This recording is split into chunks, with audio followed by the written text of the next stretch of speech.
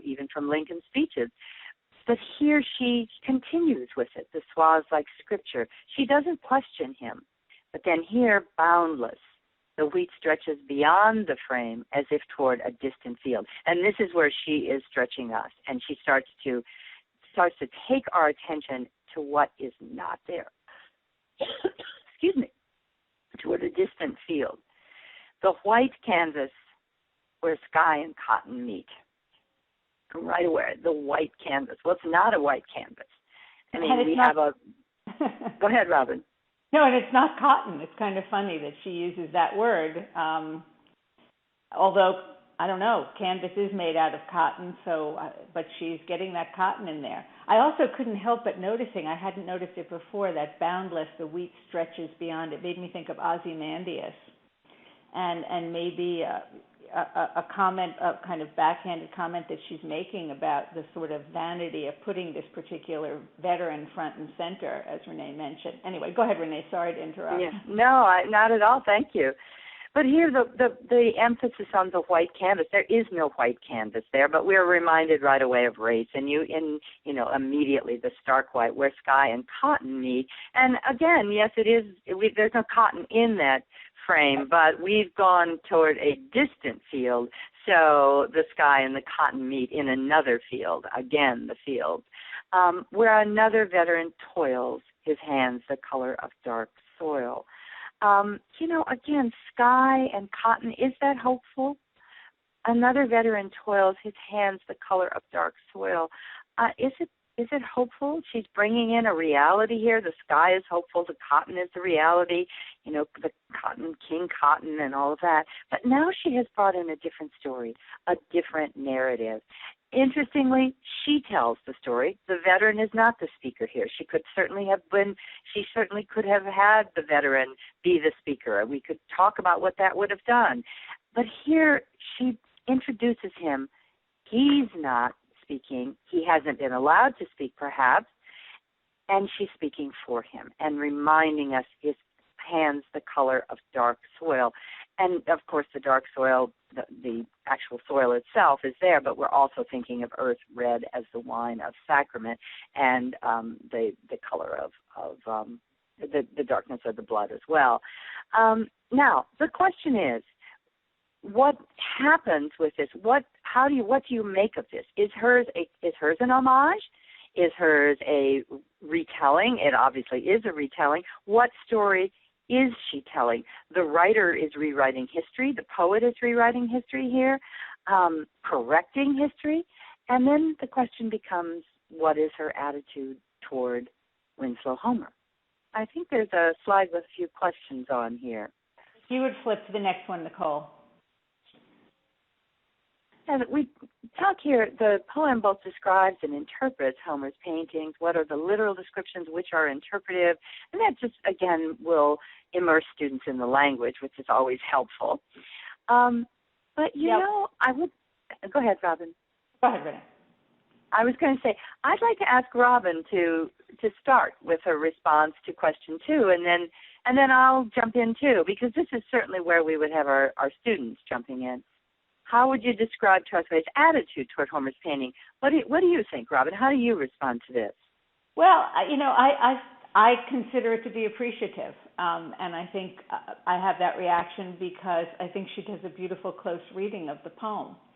Of the painting. It's something I like to do, and so it's fun to see somebody else do it. And I think in her appreciation, she does make some political comments, if you will, but she does appreciate the work of art. She doesn't say it should be different. She does, I guess, say that there could be more. But she does certainly appreciate the work of art, and so I consider. But I again, your students might take a different tone, and Renee, you see it a little differently, I think. Well, I don't necessarily see it differently because I do see that she appreciates it. I think she's critical less of Homer than of the way we've told our history.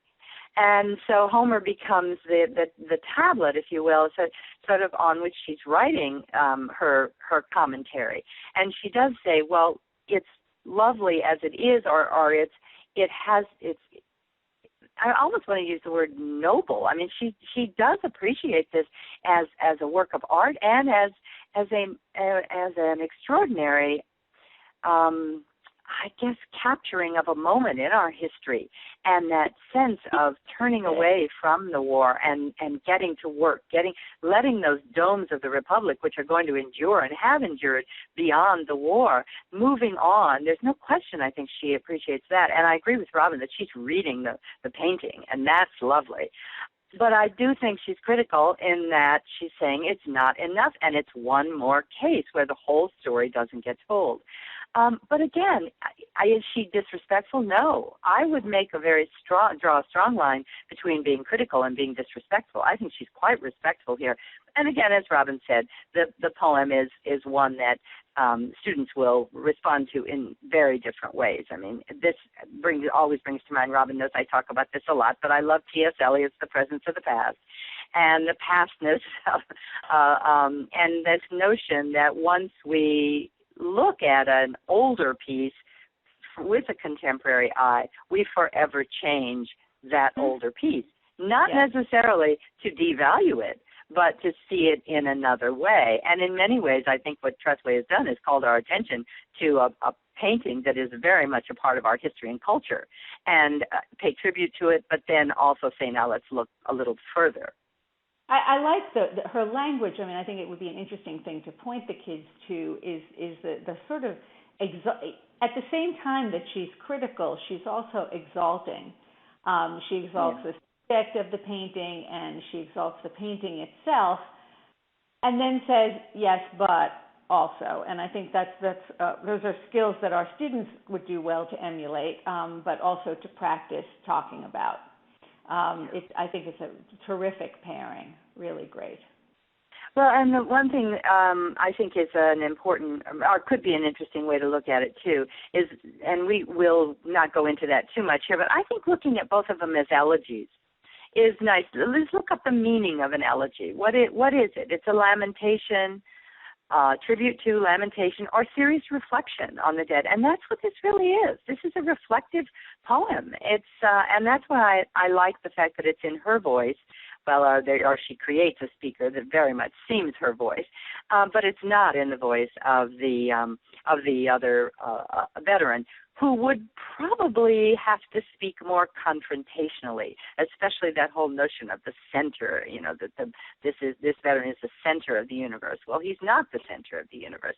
The other veteran is pointing out there's someone else here too. But I think in this case she is reflecting, and that's what she's asking us to do. So it works. I think you probably can tell by now, Robin and I really like both Winslow Homer and Natasha Trethewey. But we hope you'll try this with your students and see how they respond. And that whole notion then of asking them perhaps, we ask, there's a question here, say, how might Homer have responded to Trethewey's poem?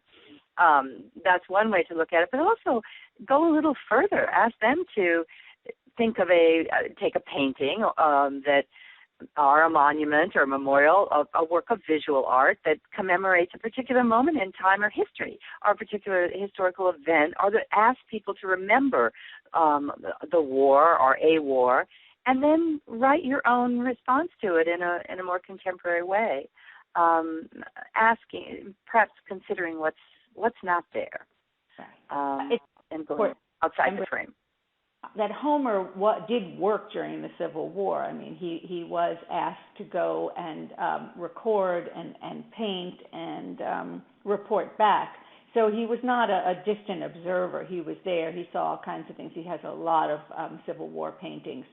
Some people consider them over-romanticized, but I think there was a wonderful exhibit of Winslow of Civil War art at the Met a couple of years ago, and they're not very sentimental at all. They tell stories, certainly, but they're not sentimental. So it would be interesting to do a little research on him and see what his views were. And then maybe have him respond to Trethewey, defend himself even.